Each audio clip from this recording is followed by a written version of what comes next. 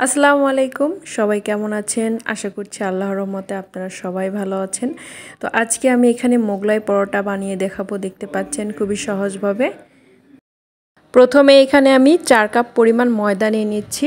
এখন এখানে পরিমাণ মতো লবণ দিয়ে দেব, আর এখানে তেল দিয়ে দিলাম 3 টেবিল চামচের মতো। সাথে এখানে চিনি অ্যাড করে দেব 2 টেবিল চামচ। এখন হাতের সাহায্যে ময়দা, চিনি, তেলটাকে খুব ভালোভাবে মেখে নেব।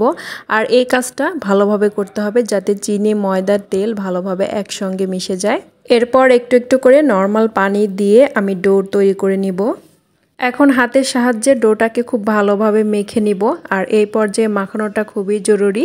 যত ভালোভাবে মাখানো যাবে ডোটা অনেক বেশি সফট হবে।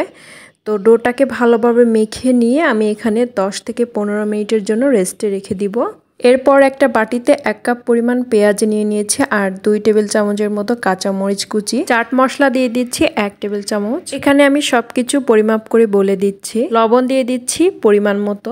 এখন একটু পেঁয়াজটাকে হালকাভাবে এখানে একটু মেখে নিব মশলাগুলোর সঙ্গে। রুম টেম্পারেচারে থাকা এখানে 4টা ডিম ভেঙে দিলাম। এখন চামিচের সাহায্যে ভালোভাবে ডিমটাকে ফেটিয়ে নিব। ফেটানোর পর এখন একটা সাইডে ডিমটাকে আমি রেখে দিচ্ছি। আগে থেকে ডোটাকে যে আমি রেস্টে রেখে দিয়েছিলাম, তো সেখান থেকে একটা ডো নিয়ে এভাবে করে গোল করে নিচ্ছি। তো এখন রুটি বেলে নিব। সামান্য পরিমাণ এখানে ময়দা ব্যবহার করেছি, ময়দাটা একদমই কম ব্যবহার করতে হবে। তো এখানে আমি রুটিটা বেলে নিব, দেখতে পাচ্ছেন।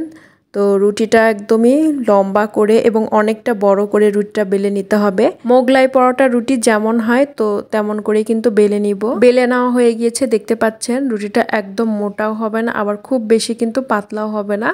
মিডিয়াম সাইজ করে আমি রুটিটাকে এভাবে বেলে নিয়েছি। এখন রুটির উপর ডিমের মিশ্রণটাকে আমি এখানে দিয়ে দিচ্ছি। তো ডিমের মিশ্রণটা পরিমাণ মতো দিতে হবে, দিয়ে এভাবে চামচের সাহায্যে ছড়িয়ে দিতে হবে। এখন যে মোগলাই পরোটার যে ভাঁজটা, তো সেই ভাঁজটা আমি দিয়ে দেব। মোগলাই পরোটা যেভাবে ভাঁজ করা হয় তো সেভাবে আমি ভাঁজ দিয়ে দেব। আর এই সাইড দিয়ে যে অংশটা আছে সেই অংশে আমি এভাবে পানি লাগিয়ে দেব যাতে সিল করতে সুবিধা হয়। তো বাকি পার্টটাও কিন্তু এভাবে করে আমি পানি দিয়ে দেব, আর এভাবে আমি সিল করে দেব। একটু পানি ব্যবহার করলে সিল করতে অনেক সুবিধা হয়। তো বাকি পাশটাকে আমি এভাবে করে তৈরি করে নিব। চুলায় ফ্রাই প্যান বসিয়ে দিয়েছি, এখানে পর্যাপ্ত পরিমাণে তেল দিয়ে দিয়েছে, আর তেলটা ভালোভাবে গরম করে নিয়েছি। এখন পরোটাটাকে আমি তেলের মধ্যে দিয়ে দিলাম, আর এই পর্যায়ে চুলার আঁচটা থাকবে মিডিয়াম টু লো এর মাঝামাঝি। পরোটাটা একটা পাশ ভাজা হয়ে গেলে এভাবে করে আমি অপর পাশটাকে উল্টিয়ে পাল্টিয়ে দেব, আর একটু সময় নিয়ে পরোটাটাকে ভালোভাবে ভেজে নিব।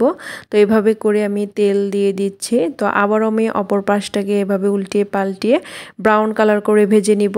এই যে মোগলাই পরোটাটা একদম ব্রাউন কালার চলে এসেছে, দেখতে পাচ্ছেন, আর ভাজা হয়ে গিয়েছে। এখন তেল থেকে উঠিয়ে নিব।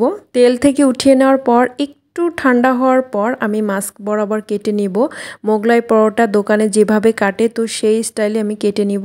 দেখতে পাচ্ছেন কত সহজে তৈরি হয়ে গেল মোগলাই পরোটা। একদম স্বাস্থ্যসম্মত উপায়ে বাসায় দোকানের মতো করে মোগলাই পরোটা বানিয়ে নিতে পারেন খুব সহজভাবে। আর এই মোগলাই পরোটার সাথে যদি একটু সস থাকে তাহলে তো কোনো কথাই নেই, খেতে কিন্তু অসাধারণ লাগবে। আশা করছি আজকের রেসিপিটা আপনাদের কাছে ভালো লাগবে।